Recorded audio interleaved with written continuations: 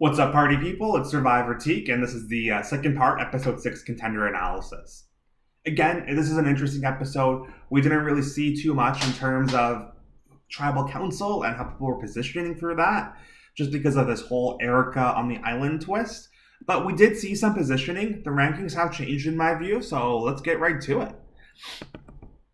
I guess the first thing is first. Number one, Queen Tiffany, you're still up at top. Tiffany had a bit of an interesting episode. We didn't get a lot from her, but what we did get, I thought, was quite appropriate. Tiffany, once again, has the key handle on the new advantage in the game, which was Liana's advantage, the knowledge is power. She kind of heard about it through Shan, who accidentally dropped it, and then Liana was, scrambling. She was like, this is definitely not what I wanted to happen. But Tiffany was on top of it. Tiffany was saying, what is it? How do we use it? Do we use it on Naseer? And then she basically alternately talked about how, Xander and us need to stick together. This won't be great if Liana ends up using it to get rid of one of her own.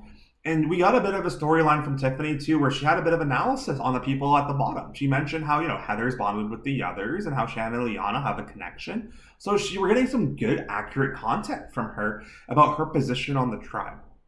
I hope that she ends up bonding with Xander. I think if those two connect, they can make some damage, especially with Xander's idol. We got that teased as well. So we're starting to see how Tiffany's going to be able to move through in the merge. I want to see her make a couple more allies. If she is able to make an ally out of Heather, or if she is able to make an ally out of Erika, or the other people who are kind of on the bottom, because we're starting to see this dominant alliance emerge. But we're getting this real strong underdog story in this season. So I really feel it's one of the underdogs that's going to win. And right now, Shan's an overdog. And so that's why Tiffany is still number one. Shan is number two. A lot of visibility, but a lot of negative content too. Ricard basically dunked on Shan early on in the episode, talking about how she's paranoid. She doesn't know what's happening. She's, over analyzing the situation. Shan saying how she doesn't trust Ricard, which is a bad look for her. You could have voted out Ricard and kept Genie with you into the merge, and so I don't know why you're dunking on him. But we also got a lot of good content from Shan. She still seems to be one of the main characters, if not the main character of the season. We got Shan talking about her relationship with Liana. We saw Shan talk about developing more bonds with people like Danny and Deshawn. But Liana had a bit of a louder voice this episode, and we're not getting the full Shan story anymore.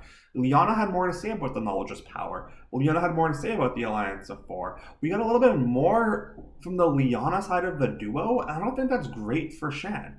I was thinking of moving Shan a little bit lower than 2, but there's not a lot of people I can really move up ahead.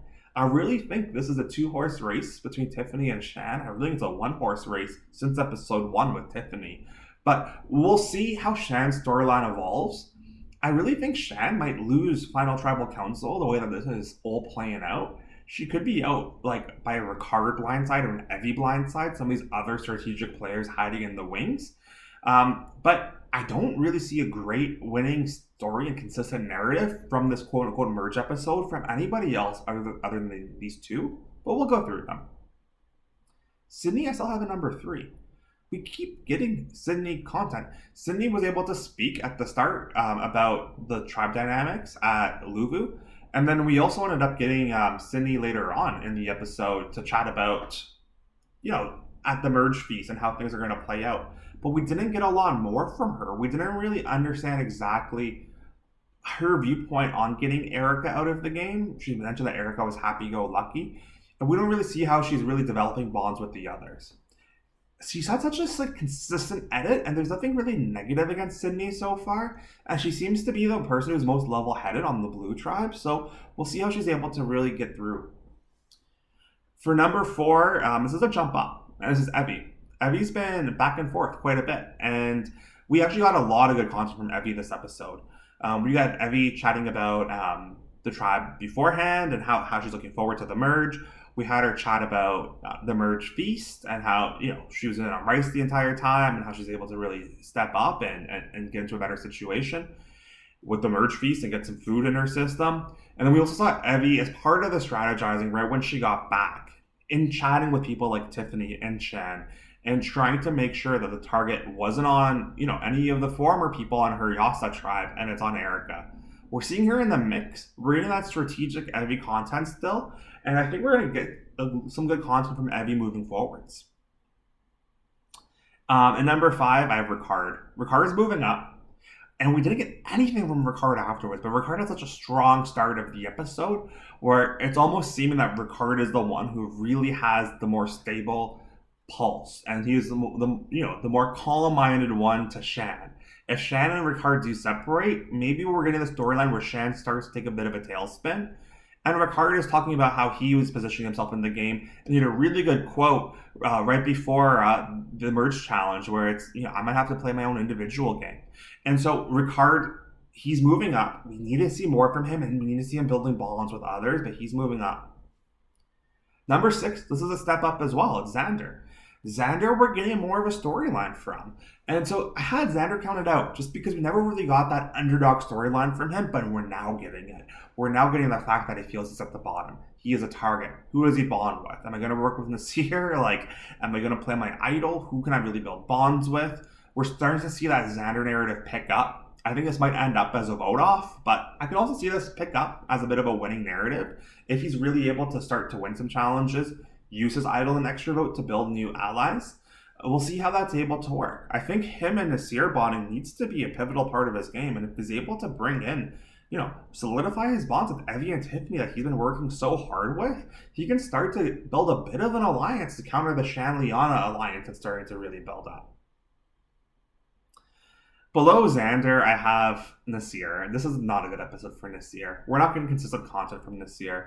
All we heard from Naseer is, hey, I'm safe, I'm happy, I feel like I have an individual immunity around my neck. And we know that's not the case, because we know that Erika is going to smash that hourglass, so I almost feel like that's foreshadowing for its demise. I think Naseer might be a big target come this first potential vote-off. We had a lot of talk about how people know that Naseer has the idol, and it looks like Lyanna is probably going to use that to steal Naseer's idol. I think it's going to be really difficult to watch, because Naseer is such a good, strong player, but it seems like a bit of a start of a downfall for Naseer, unfortunately. It's been great getting to know him, but he's still here at 7, because I think if he's able to survive these situations, I think it looks really good for him, but the cards are getting stacked up against them, for sure. Number 8's Liana. We're getting more Liana content. I think a lot of the Shan content is moving on to Liana. I've had Liana really low because we still don't know much about her personality. She seems too focused on Xander. Tiffany was dunking on her a little bit.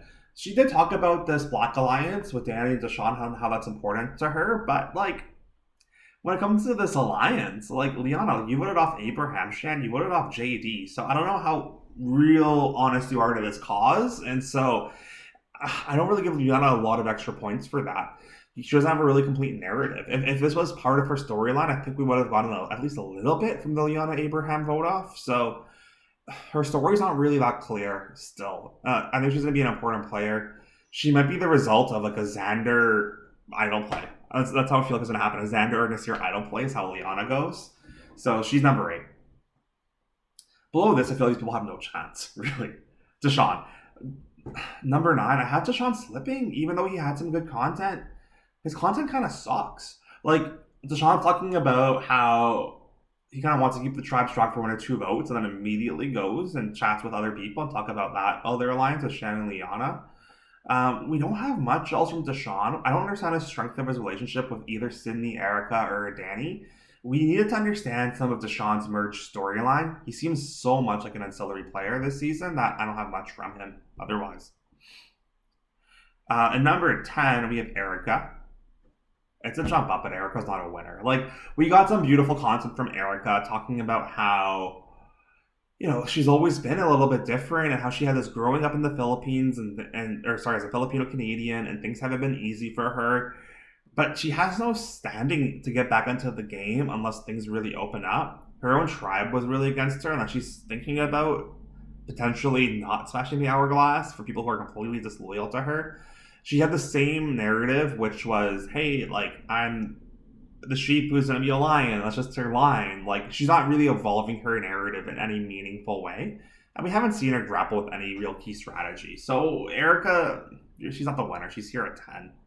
Danny, 11. Danny's a one-track mind. Men, strong. Woman, vote out. Danny had this really bad situation where he told Evvie about what was happening. Danny somehow was edited as the person who made the decision to send Erika out, and so it sounds like he's in the backlash for whatever happens, which isn't good for Danny, who seems to be a pretty calm character. His narrative just isn't well connected at all. He's part of this alliance with Shan and Liana, which is good for him, but we never got to hear from him whether he thinks it's important or not. Like, we heard from Deshawn about that alliance, but we didn't hear from Danny about whether he, was really happy about this alliance, what his feeling is about it. Nothing from Danny in terms of that emotion. So, from a merge episode, not looking great for him. 12 was Heather. We didn't see Heather. We saw Heather chat with Xander, like, in the background in a scene. Like, I'm trying to figure out anything to kind of give Heather some points up. But Sydney was like, hey, I don't like Heather either. I find Heather annoying. Tiffany basically said Heather's bonded with the other Luvus. We don't really understand as viewers how Heather is bonded with the others. So Heather's there in 12. I think some of these people are completely out of contention. I think the people in contention, Tiffany, easily, as a strong contender. She'll be safe this vote, which is good after Erika smashes the hourglass, and so we can see how she starts to reposition herself after she sees who is voted out. If Danny is somehow voted out, I think it's going to be huge for Tiffany's game. If that Shan and Liana power structure is just attacked right away. If somehow Naseer is voted off, I think she still has options. It's a very fluid game. I think we're going to start to see the alliances carve themselves out so we can get a better sense of who's where. So I think she's still there. Shan has this really complex storyline. Her storyline is the most complex of anybody. We understand her relationships with other players in the game really well. We got 3 relationships from her right from the merge. And so she's there as well. I still want to see something from the Luvu players.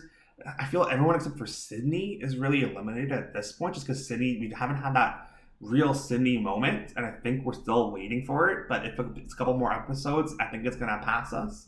Then we have like the Evvie and the Xander and the Ricard type players that are strategic. We have some good storylines. I want to see them have an episode for them to become a contender. Otherwise, we're going to stay there kind of as the periphery people. So that's kind of my overall contender list. It's hard for me to see someone other than Tiffany as the winner.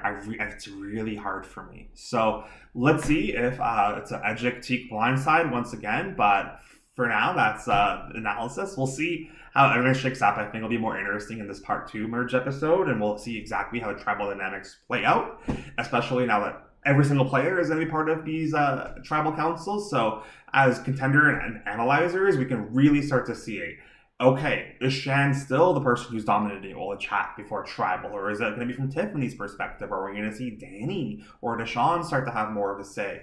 And so we start to see who is really taking charge of these tribal councils and the strategy before it.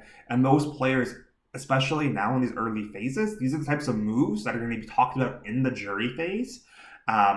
When they're kind of talking about their case for the $1 million. So these moves are going to be pivotal. So we'll see what happens. We'll see if anybody can take the throne from Tiffany, or if any of these kind of under the radar players can really step up. But for now, yeah, that's a Survivor 41 analysis. Thanks so much, guys.